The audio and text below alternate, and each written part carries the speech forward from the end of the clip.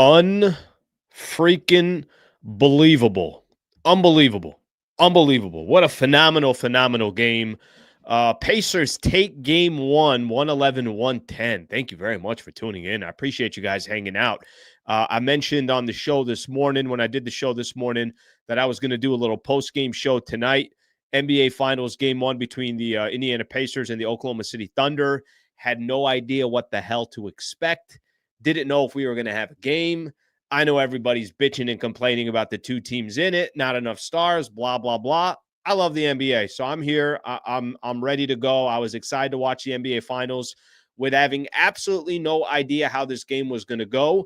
And got to be honest, not that exciting for 3.5 quarters, and then an unbelievable 6 minutes of the game, final 6 minutes of the game, and the Indiana Pacers take game one, 111-110.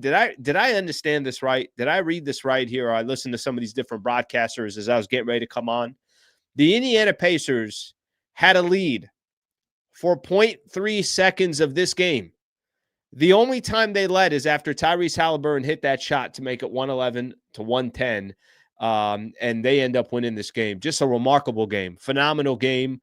Primarily because it was such a shock. Primarily it was because I thought the Indiana Pacers were so bad. I mean, that first half, 19 turnovers in the first half. It felt like this was just a matter of time until I thought OKC should have been up by 20, maybe even more than 20 points. And as the game just kind of progressed, Indiana just hung around and they hung around. And this has been their identity in the playoffs. So really just an unbelievable victory for them. I'm excited to do the show tonight. I really am. Just to kind of react to the NBA Finals. I haven't done a post-game show since when were the Lakers out? Lakers were out, December 25th on Christmas, the Lakers were out. I know we're going to probably have a mix of different people on here. We'll probably have some people here that are accustomed to the channel and are typically watching my show in the morning or some of the Lakers content that I'm putting on. And then I'm sure we're going to have some new people today because they just want some reaction to the NBA Finals. However you guys got here, I appreciate you guys hanging out. If you guys don't mind just subscribing to the channel, I greatly appreciate it. Okay, so there's a few things I want to do. Obviously, I want to talk about the game, give my thoughts on some of these different role players. By the way, Tyrese Haliburton did not have a good game. So I know Haliburton's going to get all the love. He's going to get all the publicity. Cool, that's fine. But there were other players that played tonight that just had a huge impact in winning this game for the Pacers. I'll spend a little time on that. I'm going to try something, to be honest with you. I have no idea how it's going to go. Typically, when I do a Laker post-game show, I get a chance to play some interviews from the head coach or some of these players. I'm on NBA.com. I think I got Rick Carlisle queued up, so I'm going to try to play a little bit of Rick Carlisle, probably a couple of the players. Maybe they get a guy like Shai Gilgeous-Alexander, we could kind of hear his reaction. So I'll try to play some interviews as well, and then we could take it from there. Comments, thoughts on the game, feel free to throw it in. I'll just try to do my best as we kind of get through this, get through the show to read some of your comments as well. Okay, let me just kind of start off with this. Obviously the end of the game is what everybody's going to remember. Everybody's going to remember Tyrese Haliburton's final shot. I think there's a couple different ways to look at this game. You could look at it as Indiana's comeback, which we've watched them do. Listen how crazy the Indiana Pacers, their playoff run has been. By the way, add this to their portfolio because in every round so far in the playoffs, they've had one game where you're like, no, the Pacers, this game's over. Why even tune in? I found myself in some games with the Pacers where I tuned out of the game. The game that came back, let me list them, but the game versus the Knicks, I stopped watching until somebody was like, do you know, I had a cousin of mine that's like, are you watching the end of this game? I had no idea what he was talking about. If you go back to the first round against the Milwaukee Bucks, they were down 7 late in the game, maybe 40, 50 seconds left, whatever it was. They end up winning that game. That's the game that they close it out against the Milwaukee Bucks, and Tyrese Haliburton's dad taunted Giannis Antetokounmpo. All right, that's one unbelievable performance that they had in the final minute, a game that they shouldn't have won. They close out the series against the Bucks. Against Cleveland, in game 2 against the Cavaliers, Cavs looked like they were going to tie the series again. Very similar situation, down 7 late. They come all the way back, find a way to win. Tyrese Haliburton hits a step back 3. Everybody's looking at this. What are you talking? How did the Pacers win this game? They're up 2 games to none, leaving Cleveland. Obviously, they handled business there and they close out that series. Against the Knicks, we know what happened is 2:40 left in the game, 2:41 left in the game. Knicks are up 14 points and they blew that lead. That's game one. That set the tone for the rest of the series. And to this day, people are talking about Tom Thibodeau getting fired because of that loss in game one. Pacers end up winning the series. And then tonight against the Oklahoma City Thunder, they were down 15. Now, this wasn't, it's kind of funny. This is going to sound, in any other game, this would be wildly dramatic. But this wasn't as dramatic as some of those other performances. Yes, it was dramatic because it was the NBA Finals. Yes, they were down 15, but there were still about 9 minutes left to go and they were down 15. I think the furthest that I saw them back, I'm looking here, 108-99. Shai Gilgeous-Alexander hit 2 free throws. So they were down 9 with 2:52 left to go. That's the furthest the gap was, which is still unbelievable. But I think the point that I was trying to make is every single series they've had a game where if you're an NBA fan and you're watching a playoff game, you're like, yeah, that game is over. I'm not going to waste my time with that. Why would I waste my time with that? That makes no sense to watch the rest of this game. This was, I think, from that perspective, as I kind of sit here and I break everything down, this is the fourth time they've done this in the playoffs where they just had some type of unbelievable comeback. Maybe this means something. Maybe this is one of those teams where you're like, it's destiny. And when you watch something like this, it's like this might only happen one time in the history of the NBA playoffs where you have a team coming back this often. You think that the game's over, and maybe they end up winning an NBA championship. And we all sit here and say, remember that year that the Indiana Pacers had where every time you thought they were out, they ended up winning. What I will say about, this specific game, games like this can, no question about it, change a series.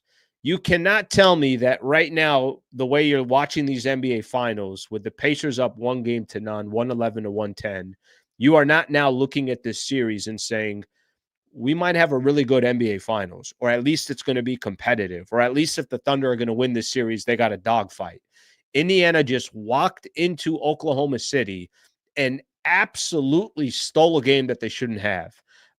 When I say they shouldn't have, as in the Oklahoma City Thunder should have closed out this game. I think part of me gives the Pacers credit. The other part of me is Oklahoma City, they choked. That also has something to do with it as well. Now, Tyrese Haliburton, like I mentioned, going to get a lot of love. He's going to get a lot of pub. He deserves it. Cool. That's fine. But this was not a great game for Tyrese Haliburton. Miles Turner hit some big-time shots in that fourth quarter. Andrew Nembhard hit some big-time shots. Who's that step back that he hit off when they were down 6? Was it Shai? Basically just sized him up, went to his left, step back, hit a 3, cut the deficit in half, cut it all the way down to 3. Naismith hit some big shots there. Like I mentioned in the fourth quarter, Obi Toppin had 5 threes in this game and kind of kept them hanging around. And for the most part, the Oklahoma City Thunder it felt like a 9 to 12 point lead the entire game. And if it got down to 8 or 7, you're like, oh, maybe we got a game here. And then Dort would hit a 3, or Wiggins would hit a big shot, or Shai would have a bucket go in. They just, kind of found ways to say, cool, you could sort of make it close and have some false hope that you're in this game, but you're not in this game. But I thought there were a number of different players outside of Tyrese Haliburton that got Indiana the victory because, I talked about this morning when I was doing my show. I thought Siakam and Tyrese Haliburton have to be the second and third best player in this series. Or if you just said Shai, Pascal Siakam, and Tyrese Haliburton, if those are the 3 best players in the series, it doesn't matter where they're ranked. Give Shai he is the MVP. He's the best player in the series. That's fine. But Tyrese and Pascal Siakam got to be great. They got to be great. They weren't great tonight. They didn't play well. The Indiana Pacers, I'm going to pull up some of the team stats here. I had it here. Let me just make sure I have it. The Indiana Pacers, I've been watching basketball for a long time. I don't remember in my entire life watching basketball, and I'm sure it's happened. I just didn't pay attention to it. This is an NBA Finals game. It's game 1, so everybody's, keying in on some of these stats. They had 19 turnovers in the first half. I genuinely don't remember. I did the Lakers post-game show. Been doing it on YouTube for however amount of years, but the Lakers radio broadcast, I was doing the post-game show for 4 years. I was doing the Lakers broadcast for 5 years. I don't remember, genuinely don't remember ever getting to halftime. And while I'm looking at the stats and I'm breaking down the games, and there's 82 games a year, and count the preseason games and count the playoffs and all these other games, I don't remember ever saying this squad's got 19 turnovers in the first half. 19 turnovers is terrible for 48 minutes. 19 turnovers in the first 24 minutes is unheard of. And the only reason why I say that, and I saw Tyrese Haliburton. I saw a clip. ESPN had it up, and he's telling Pascal Siakam, let's get greedy. So he's obviously talking about game 2. Try to go take both of those games. And then he said something to the effect of, "We didn't even play well. They didn't play well. I didn't think Indiana was anything special tonight." Like I said, if you have 25 turnovers in a game, you're not supposed to win a playoff game. It felt like OKC should have a much bigger lead, and they didn't.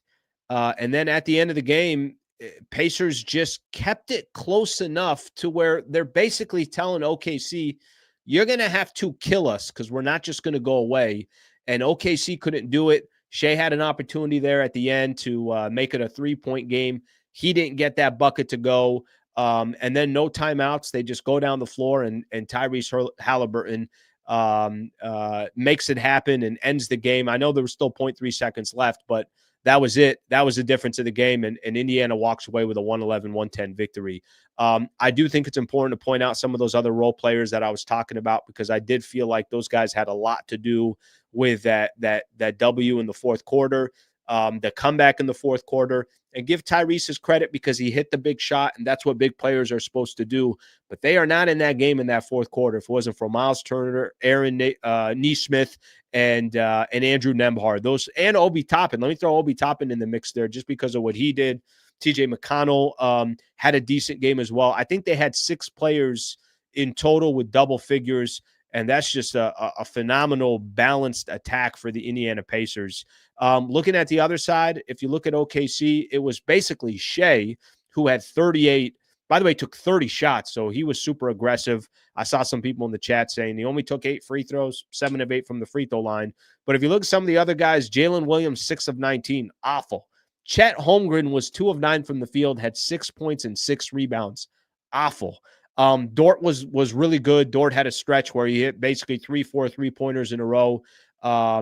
Maybe, Indiana caught OKC off guard. I don't think they did. I mean, OKC pretty much controlled the entire game, but couldn't close it out, and give, obviously, Indiana credit for doing that. All right, let me do this.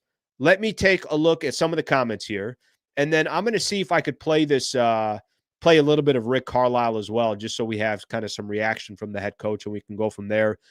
Thank you all for hanging out. Appreciate you guys being a part of the show. Please subscribe to the channel if you have yet to subscribe to the channel. All right, here's Darren. Who voted Tyrese Haliburton overrated? I will tell you this. That has been a really good storyline for the playoffs. I love it. I love it. That sucks that you got a player as good as Tyrese Haliburton, and the players vote him most overrated player in the NBA.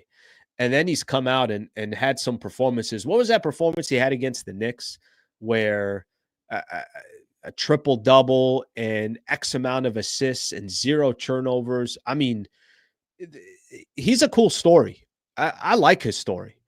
If you listen to him during interviews, I think he's solid on his interviews. I think he tries to give his other, teammates credit for whatever's happening. Like that's a player I would love to see representing my team.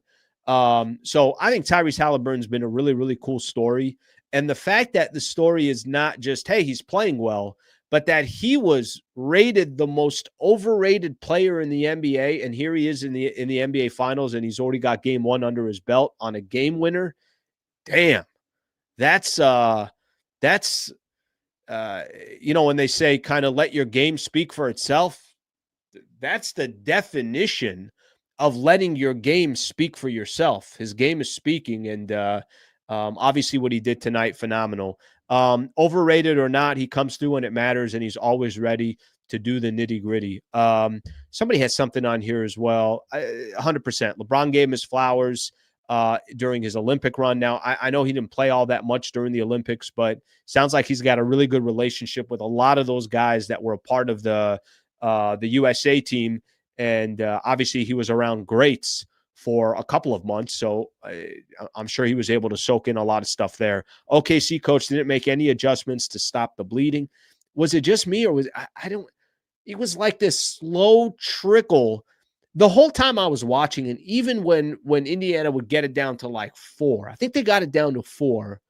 And I think Miles Turner had a wide open 3 and he missed it. And I'm like, yeah, that was probably their shot. There was no point where I thought, I think Indiana's going to win this game, or Indiana's got a real chance to win this game. They got it down to 2, and I'm like still sitting there. I'm like, how's it a 2-point game? I couldn't put the pieces together. But they obviously did what they did. They hit some huge shots. Like I said, a lot of different players hit some huge shots, and they found a way to get the win. All right, let's take a look at some of the comments. If you put some comments earlier, it's going to be tough for me to go back. So just throw them in the comments now, and then I'll try to get to them as I get to it. Pacers have 3 trusted ball handlers. OKC has 1. Let me see another one here. Haliburton will get OKC. Hey, he ain't going anywhere. OKC coach isn't going anywhere. I'll tell you that right now. That guy's he's a phenomenal coach. And well, listen, the thing I like about this most, let me kind of explain something here, and I'm going to play Rick Carlisle. The thing I think I like about this most, more than anything else, I like that this was a really, really exciting game because, it's interesting. And I don't need to sit here and try to defend, the NBA and everything else, but all you've really heard is that this series is not going to be exciting. And a lot of people are bitching and complaining that the Indiana Pacers are taking on the Oklahoma City Thunder in the NBA Finals. If it's good basketball, it's good basketball. And that's all you should really care about. I've seen LeBron plenty of times in the NBA Finals. I've seen Steph Curry. I've seen Kevin Durant. There's been a lot of the same players that have been representing the league, obviously, for X amount of years. To get some new blood in there, that's a healthy, that I think is healthy for the league in the sense that, hey, there's X amount of teams that got a shot at winning.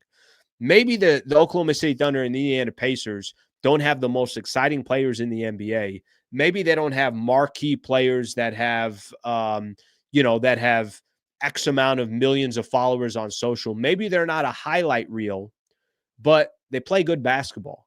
And they got this balance of an attack, and they suffocate you on the defensive side like the Oklahoma City Thunder do, or the Indiana Pacers. They never die. They just kind of keep fighting until the absolute end. There's things to like about this matchup, and I don't care that it's 2 smaller markets. I like hey, they drafted well. Hey, they made proper trades at the right time to go get Pascal Siakam, or when they got Tyrese Haliburton, but then they drafted all these other players that rounded up the rest of their roster. Or when the Oklahoma City Thunder traded for Shai Gilgeous-Alexander and then also got the number 12 pick that they used for Jalen Williams. You got to give teams credit for building the way they do. I'm sure a lot of people that are on here are Laker fans, since this is predominantly a Lakers channel. All right, well, Lakers, take some notes. There's other ways to build rather than just throwing Hail Marys out there and hoping that it hits.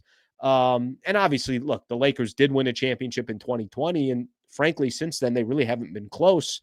You got to build a team. And your draft picks matter, and everything matters when it comes into play of building a championship roster. And obviously, these 2 teams have done so. Okay, let me try this here real quick. I do want to try to see if I can play Carlisle. So let me see if I could do this, and then we'll take a listen for a little bit, and then after that, I'll probably just try to get maybe Shai and Tyrese, and then we'll go from there. Let's take a quick listen here. You guys can give me a thumbs up if you guys hear this well. Here's Rick Carlisle on NBA.com. Tim Reynolds, AP. Rick, you guys have obviously made a habit of these incredible last-second events throughout this postseason. How, in a building where this team does not give up leads like that, where did you guys find the wherewithal to pull this one off? Just had to hang in. The first half was rough. 19 turnovers. The good thing was it was only 9 points. And so, we were within Guys hear it well? reach of Audio's still good? being in the game. I think we won the third quarter by 3, which was progress. And then, they went up 15. And we just said, hey, let's just keep chipping away at the rock, got to keep pounding the rock, and just chip away and hang in. And we've had a lot of experience in these kinds of games, and our guys have a real good feel for what it's all about, giving ourselves a chance. And we got fortunate, but made plays. Right here in the front. Scott Agnes, Fieldhouse Files. Rick, take us through kind of the locker room after the game, the message, because you want to enjoy it, but you also quickly have to move on to the next one. Yeah, we haven't been celebrating a whole lot with anything, really, and that's some of that is our experience last year. So some of it is Pascal having been through this kind of a run and getting to the finals before. We know we have a lot of work to do. And we have to play a lot better. I mean, 19 turnovers and a half is, if it's not a record for the finals, it's got to be up there, close to it. Never seen it. And they're a menace, defensively. And we too often took it into crowds, and then other times they just take the ball out of your hands. I mean, it's just the level of their defense is crazy good. So. But to answer your question, a real even temper after the game, and now there's two days between the first two games, instead of a 13-day series which we had with New York. This is day 1 of 17 days, so this is going to be a long journey and a lot going on, and so we're just going to have to keep our eye on the ball and keep focusing on one another. All right, I'll stop it right there. I think that's good. Got a little bit of Carlisle in there. If I see Tyrese talk or Shai talk, I'll try to put that on. I think that'd be more interesting of a conversation. The Jim Carrey comps are pretty good. That's pretty good. Got a little Jim Carrey in him right there. I'm not here to argue that. Not here to argue that at all. Okay, let me read a couple comments. I started a couple comments while that interview was going on, so I could kind of chime in on a couple things here. All right, let me get one here. Mitch, appreciate the super, brother. Thank you very much. Slee, what's your thoughts on how Indiana's top 7 played versus OKC's? Seems like Naismith, Miles, Mathurin, Nembhard outplayed Dort. By the way, Obi Toppin on there as well. Put Toppin on there. Did you put Turner on there? Yeah, Miles Turner's on there as well. I mean, to be honest with you, Dort was really, and I thought Caruso played well too. I thought he had good minutes. Basically, Dort and Caruso were the two players that I felt like you felt their impact in the game. Jalen Williams, high volume shots, not efficient at all. Chet Holmgren, honestly, I don't even remember seeing Chet the whole game. I don't remember. A couple times he tried driving the ball, Miles Turner fumbled the ball, whatever. I don't remember seeing Chet. I thought Hartenstein, I'm not looking at the stats. Maybe some of these guys had better stats than I'm giving them credit for. Hartenstein, I saw maybe a putback or two, but nothing, crazy that you're like, oh my gosh, this guy was unbelievable. What do you do? 9 points, 9 rebounds. No, it's a good game for him. Hartenstein had a good game. That's not a bad game at all. But comparing them tonight, at least, the role players, I thought Caruso, I thought Dort, impactful. Outside of that, I didn't think it was anything crazy from any of the players from the Oklahoma City Thunder. And Shai was brilliant. Shai had 38. Only have 3 assists. By the way, I don't mind that. I think Indiana basically saying, Shai, you go score as much as you want. We're not going to give you an opportunity for assists. We'll try to make it hard on you. The one thing that I think would be interesting to see, Indiana played New York. They played them full court. I mean, especially in those last couple of games. I know they did that because they wanted to make Jalen Brunson's life a living hell. I wonder if they'll do that a little bit on Shai. If they'll kind of force Shai to just pick him up full court just to kind of get this guy tired by the time the fourth quarter rolls around. We'll see if that's a strategy that they take. But, Mitch, I appreciate the super there. And, definitely from a role player perspective, no question about the Pacers role players, 6 guys in double figures. You're not going to lose many games if you got 6 guys in double figures. Okay, I got a couple people I think that were disagreeing with me. Slee, that's Cap about the Lakers. Not sure what you were disagreeing with. I was talking about take some notes in regards to how some of these teams are building, the how important it is to draft the right guys, how important it is to kind of crop guys through your system. And look, frankly, they have done that. Caruso was one of those players. Austin Reeves is one of those guys right now. We'll see. Maybe Jordan Goodwin gets more opportunities next year. But I'm not sure which piece that you disagreed with. Whichever piece it was, I was probably right. I mean, if I just have to go out on the limb here, I think I was right. No, but if you want to put on the chat what specifically it was, let me know. We'll address it. Pacers with a 10-man rotation, no star, they will win the championship. I said this a couple times now. There have been a few people over the last week, maybe week and a half, that are like, Slee, you're sleeping on the Pacers. I've been sleeping on the Pacers since Cleveland. And they got through the Cavs.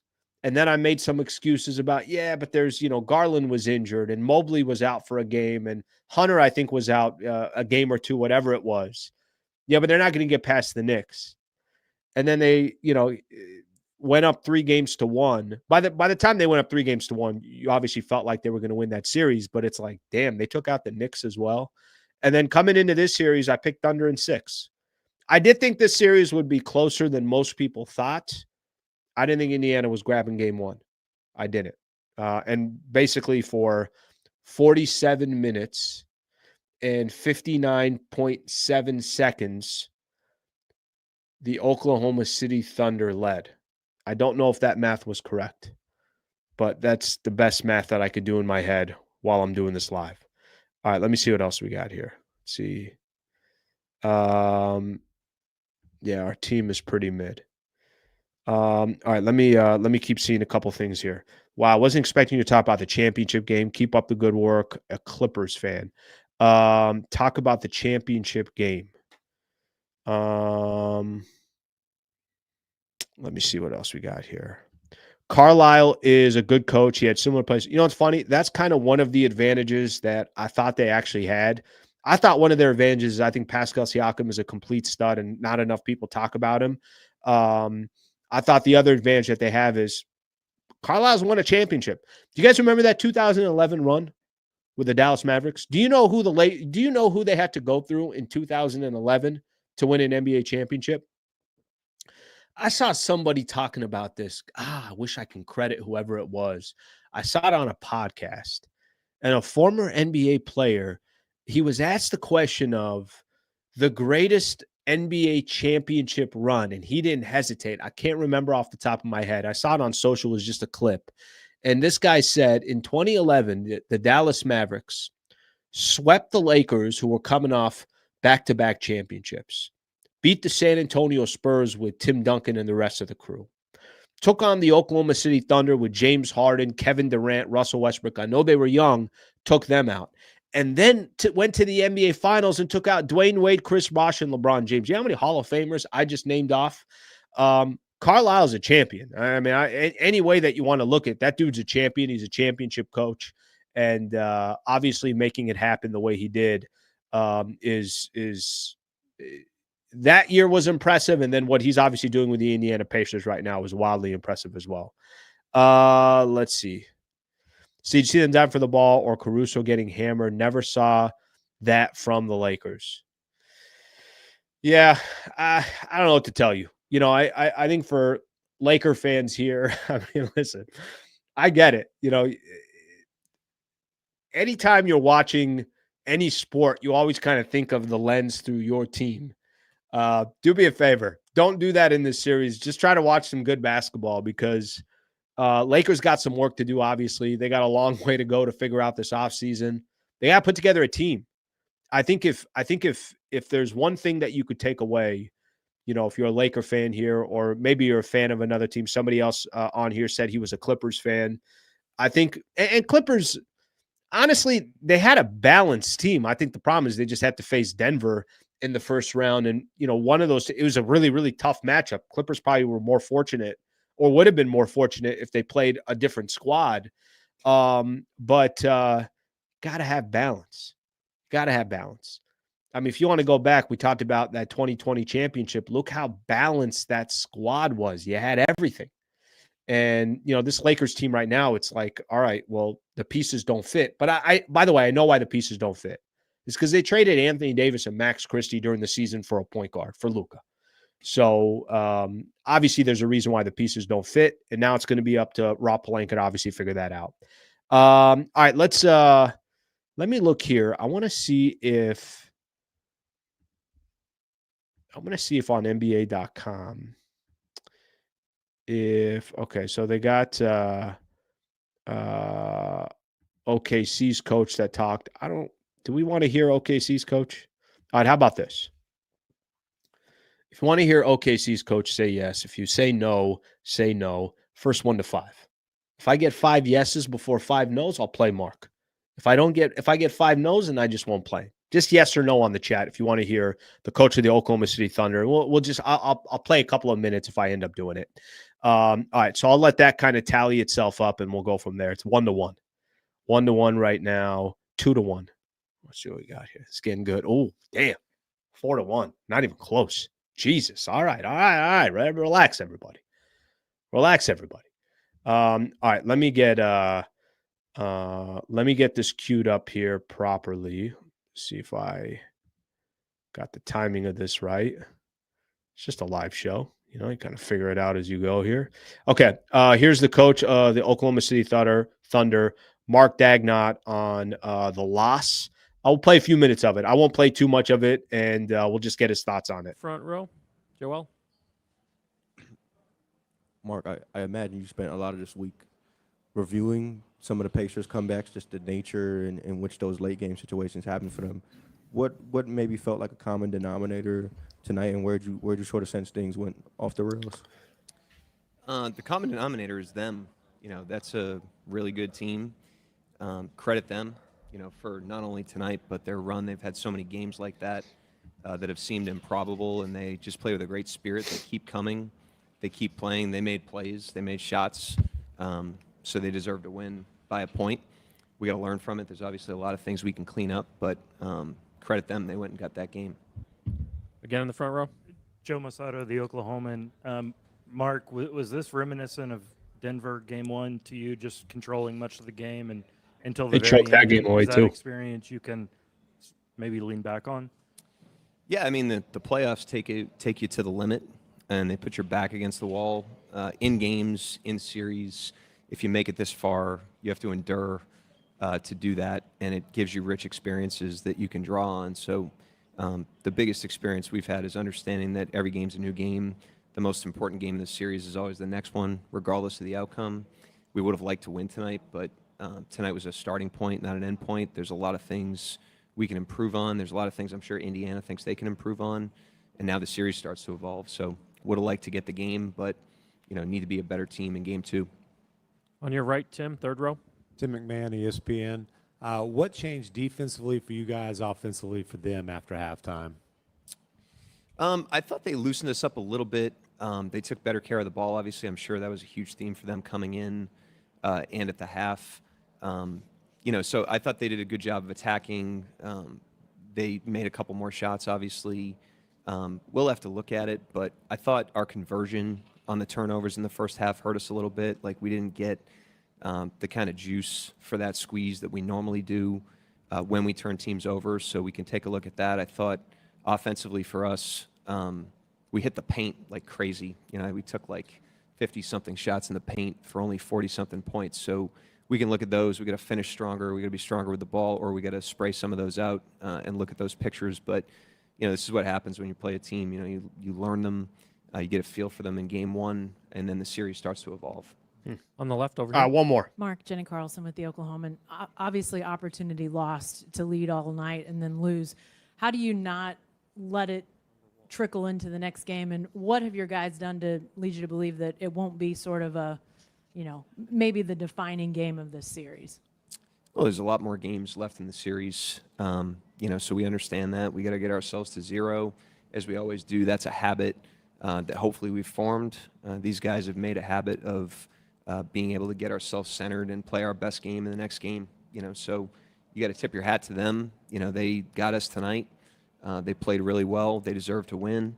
But we got to learn from it. We got to improve like we would if we had won the game, and get ourselves ready for game 2. It's really what it comes down to.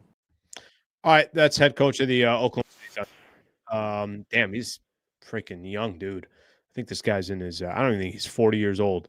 All right, so that's Mark Daigneault on the loss. I think a couple things that he said there, just kind of moving on from it. I know coaches are going to talk. I do like the comp of the the Denver Nuggets. They lost game 1 against Denver.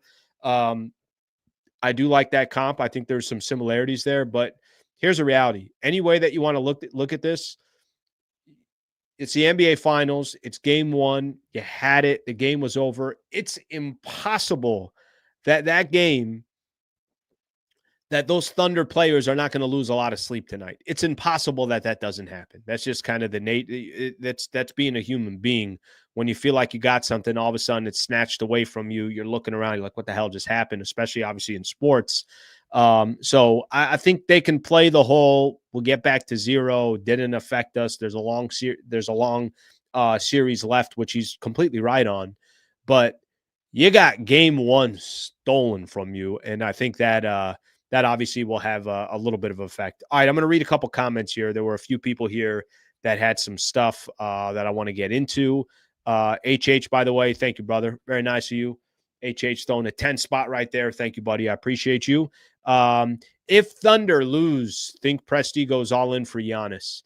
That's an interesting question. I think the Oklahoma City Thunder are so calculated with every move that they make. I think they're opportunistic. When they feel like there's an opportunity, they take advantage of it. They're great at developing players. They got a ton of draft picks. They're going to be around for a while. Do they go all in for Giannis? I don't think you should go all in for Giannis because you lost in the NBA Finals.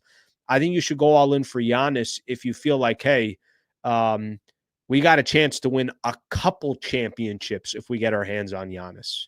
So we'll see what eventually happens. But I think it's an interesting question, right? I think it's you got this far. I mean, they could easily just say, all right, let's not overreact. Let's take another shot of it. The guys are getting a little bit older. They can certainly play that approach. The problem I think they're going to have is I've saw some rumors out there that they might have to shop Dort this summer as they kind of try to figure out their financial plan with some of these young players getting ready to get paid. JJ is pretty arrogant, especially with 0 experience. I think that came up when the coach was on. Yeah, it's funny. JJ, I view JJ a lot different regular season than versus the playoffs. I thought JJ Redick at some point during the regular season, I'm like, I'm cool with this. I like his style. I feel like maybe arrogant, but I thought he was still honest about certain things, and then he lost it in the playoffs. He lost it.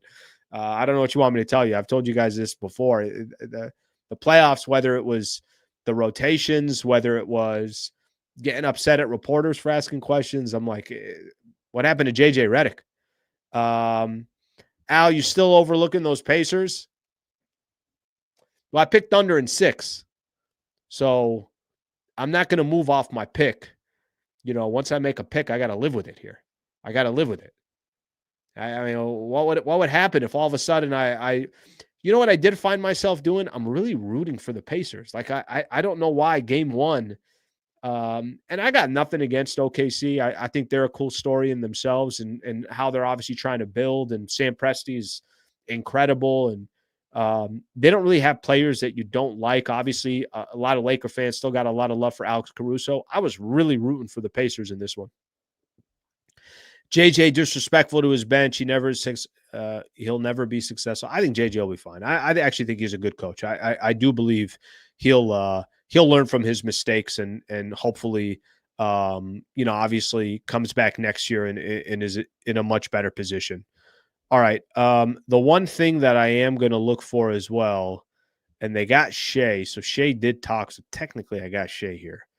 All right, I'm going to do Shai in just a second. I do want players' thoughts. I do want Shai's thoughts, especially because of how that game panned out. Before I do so, I got to give some love here. One of our partners here, and a very, very proud partner of the show that I've been doing all year long, and the Sliwa show, and obviously the post-game show when I'm doing it on the Lakers and everything else, Brad Wallace and the Wallace Firm. So shout out to Brad Wallace and the Wallace Firm. Shout out to our partnership here. I put up a website here. They're an injury attorney firm based out in Los Angeles. I hope nobody ever needs an injury attorney, but things happen in life. And if you ever do need an injury attorney, I got one for you that I think can help. WallaceWins.com/Sliwa. You can get a free consultation if you've been in a situation. It's a wrongful death case. It's you or a family member or something along those lines. Something happened at work. Something happened on the road. Go to the website. Go to WallaceWins.com/Sliwa. You could send me an email. I'll make you a personal introduction to Brad Wallace and the team over there. But I've had a relationship with him for about 5 years. He used to advertise with me when I was at 710 ESPN. Now he's here with me on YouTube independently, 100% supporting my endeavors. So I'm very appreciative of him. If you think you need his services, there are a lot of different injury attorneys, obviously in the state of California and Southern California, but he's the best in the business, and I do have a personal relationship with him, so I could always make an introduction. WallaceWins.com/Sliwa, WallaceWins.com/Sliwa, and if you are in the state of California, he can help and represent anybody in the state of California. Okay, let's take a listen to Shai. I want to listen to Shai Gilgeous-Alexander, kind of get his thoughts on that loss. Let me see where I'm going here. A lot of movement here. Okay. I'm going to put Shai up here real quick. We'll take a quick listen to him and get his thoughts on the game 1 loss. It is what it is. You can't do anything about it now. Just got to be better for next game. Joe? Aside of the Oklahoman, Shai, was this reminiscent of game 1 Denver at all for you? You guys control most of the game. They come back late. And if so, can you sort of draw back on that experience? Yeah, we just got to focus on being better. The series isn't 1-1, it's 1-4. So we have 4 more games to get. They have 3, and that's just where we are. We got to understand that, and we got to get to 4 before they get to 3 if we want to win the NBA championship, and it's that simple. It's not rocket science. We lost game 1. We have to be better. Nick on the right. Shai, in being better, what do you feel are some controllables, particularly on the offensive end of the floor, just given the number of looks you guys got in the paint, downhill? It seemed like you guys were getting downhill a lot, but those shots weren't going down. Yeah, honestly, I'm not too sure. It's hard to have that answer 20 minutes after the game. But yeah, for sure, we definitely areas to get better on both ends of the floor, and so the next 2 days before, try to get better and then come out here and be a better team for game 2. Jenny here on the left. Shai, Jenny Carlson with the Oklahoman. You guys have, when you've had games that have slipped through your fingers in these playoffs, you've found a way to come back and make good on that. But in the finals, with the pressure being what it is, how can you guys make sure that you do that again? Or is this kind of an unknown because you guys as a group haven't been to this point yet? Yeah, I think as much as we can, we just got to treat it like every other game. Every other situation we've been in. Yes, we haven't been in this situation, but it doesn't mean our character has to change or what we did last time. It's still basketball. It's still the game of basketball that we grew up playing. The rules don't change just because we're in the finals. So it's like we've been in this situation before. In the other situation, we handled it well. We were better for game 2, and that's the goal. Tim on your right. Final one here. Tim McMahon, ESPN. Shai, I'm sure you are aware of just the crazy clutch run that Haliburton's on in the playoffs all season long, really. He's got the ball in his hands. Last seconds ticking down. What's that feel like for you? I don't know. It happened so fast. I feel like we got matched. He got down going right, pulled up from midi, and knocked down the shot. I don't know. It didn't feel like anything crazy. He just made a play with the time winding down. Made a good play. All right, we'll stop it right there. If I can find Tyrese, I'll play a little bit of Tyrese. If not, all good. We'll, keep going here for a little bit longer, and then we'll call it a day. I'm back on tomorrow morning, by the way, at 8 a.m. Still working on – it's going to be tough to get, but working on a guest. We'll see if it happens or not. Somebody that covers the Oklahoma City Thunder. So still kind of working on trying to see if I can make that happen. Let's see what we got here. This has to be the lowest rated finals. I mean, come on. How good was game one? If it is low rated, I'm going to tell you an inside secret of the NBA. They just locked up multi-million or multi-billion dollar rights fees for the NBA for the next X amount of years. They're going to be fine. I think no matter what, yes, it might not get the ratings that it would if it's the Lakers and the Celtics. I get that. I understand it. But it's good. It's good basketball. I mean, I'm okay with watching good basketball.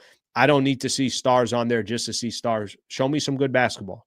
All right, let's get a couple more of these here. Let's get a few more of these in here. If Darvin Ham could get the squad to the conference finals, imagine what a good coach could get us, Lee. Lakers don't take opportunities. I think, right now, if you're a Laker fan, I think the only thing you're really paying attention to, I wouldn't worry too much about JJ Redick. I'd worry about Pelinka putting together the right team. That's it. I wouldn't worry about anything else. Honestly, I would just worry about, can Pelinka grab a center, hopefully through a trade, so without obviously including Austin Reeves. You can use some of those expiring contracts. You can maybe use Dalton Connect. You can maybe use a pick. Can you go get a big that kind of takes care of that? Can you sign a backup big so you got another 7-footer that's in there as well? At least you can have somebody. Now you got size. Now you don't have to worry so much about, obviously, again, outclassed like they did against Minnesota. Can you find a way to get another wing player, a two-way player that is effective on the offensive end and is also effective on the defensive side, and then kind of take your chances from there. See what that team looks like when the season starts, and then make some adjustments once you get to the NBA trade deadline. So I think that's the JJ piece. I'm less worried about. It's trying to put together the right team that I'm more worried about. Shai sounds shell-shocked. I'm with you on that. He does. He's got to be. I mean, think about us all watching the game. I called my cousin, and I was curious. I'm like, usually him and I will text during the game. Like, I haven't seen one text from this guy. So I call him. I'm like, are you watching the game? And he goes, nah, I turned it off. It's a shitty game. I'm like, turn it on. And he's like, I mean, do I got to turn it on? I'm doing some things here. I'm like, just turn on the game. And he turns it on. It says 111, 110, 0.3 seconds left. He's like, what the F? Everyone was shocked. So can you imagine if you're a player out there and you're up the entire game, and then all of a sudden you're looking up and you're like, is Tyrese Haliburton dribbling the ball up with a chance to take the lead? And that's obviously what it was like. Okay, last thing I'm going to just see here. Let's see if Tyrese talked. If he did, we'll play a little bit of it. If he didn't, all good. Then I'll read a couple more comments and then we'll be done. I see Miles Turner went. I don't know if I need to hear Miles Turner, the guy that I felt like was a Laker 9 different times and was never a Laker. Dort's talking, not going to play that either. I don't think we're going to get Tyrese. Yeah, they're probably not going to get him. Okay, so it doesn't happen, Tyrese. It doesn't happen. All good. But you know what? Let me see. Let me see if Miles Turner's got something. Get one Pacer guy that can tell us a little bit something about the situation. And I will say Miles Turner actually hit some big shots. Okay, let's squeeze in Miles Turner in real quick. We'll take a quick listen to him. I'll read a couple comments, and then we're going to call it a night. Here's Miles Turner on the Pacers win. All right, second row. We'll start here. Hi, Miles. Guilherme Saco from ESPN Brazil. We talk a lot about the Pacers offense and how you guys are explosive and all, but this tonight you only conceded 2 points in the last 2 minutes. How proud are you of the defensive effort in the last minutes of the team? Our defense is something that we decided to hang our hat on about a year and a half ago. We knew we had to, if we ever wanted to be on this stage, it's something we had to tune up. So I think we did a good job in the last closing moments, but we still got a lot of work to do. And, even myself, I know I made a lot of mistakes tonight. But, that's the beauty of being on the stage. Once you make a mistake, you got to move right on because, it's just the game just moves so fast. Last row. Hey, Miles. Derek Kramer, iPacers.com. Can you just tell me about the importance of Obi Toppin in this game? 17 points off the bench, 5 threes. Man, it's just his confidence never shook. You know, he started the game off with like 2 or 3 turnovers and whatnot, and he was able to make an impact. You know, I think he started hit a couple threes right after that. Defensively, he was moving his feet. He's able to get out and run. So, you know, he's someone that's very important, you know, to our system. But I think it was a huge confidence boost for him, you know, especially, you know, game one. Right here in the first row on the right. Steve Ashman, NBA.com.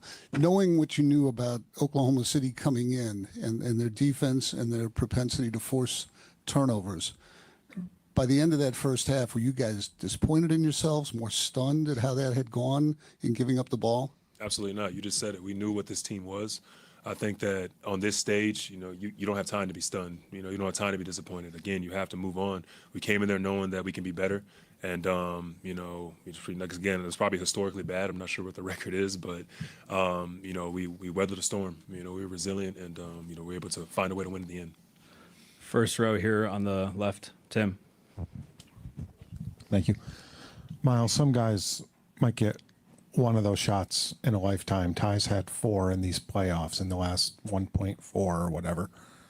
What's it been like to witness, and how do you explain it after, as somebody who's seen a lot in this league, what he does in that moment? Ultimate confidence in himself. And that is so, some players will say they have it, but there's other players that show it, and, you know, he's gonna let you know about it. So, Tell him, Miles. That's one of the things I respect about him. You know, he's just he's a baller, man. Sunglass He's a hooper. brother. He's just really just a gamer. What we You know, do. when it comes to them moments, like, he wants the ball. He wants to be the one to, you know, hit that shot. You know, he doesn't shy away from the moment. And very important this time of the year, you know, have a go-to guy. And he just seems to keep finding a way. And we keep getting the ball in the right positions, and you know, just the rest is history. I had to stop the. By the way, we're good there. I had to. I take the sunglasses. I couldn't see anything. I don't know how Miles does it. I can't see anything. Couldn't see anything. You know, I was trying to be as cool as Miles. I don't think it's going to work. Couldn't see anything. I was starting to look at the left side of the laptop. I wasn't even looking at the laptop. I was looking over here. I was like talking over here. All right. I think we're good. I think that's what we got here. Let's see what we got here. Let's see.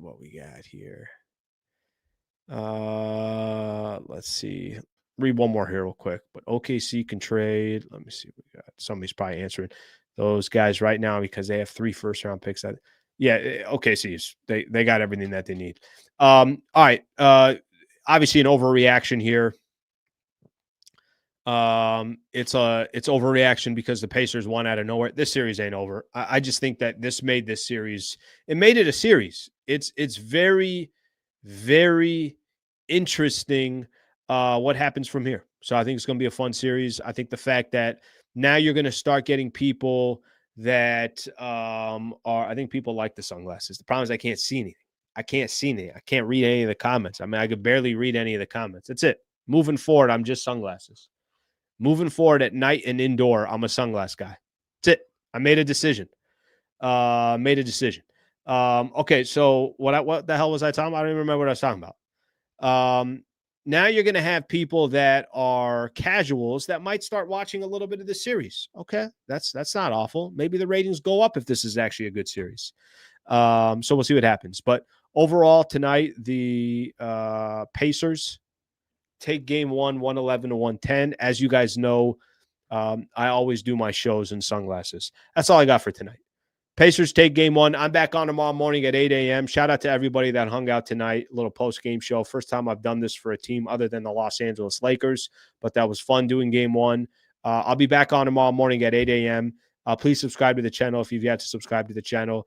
And I'm going to take off now. I'm going to actually drive home with my sunglasses on. I'm a night sunglasses guy.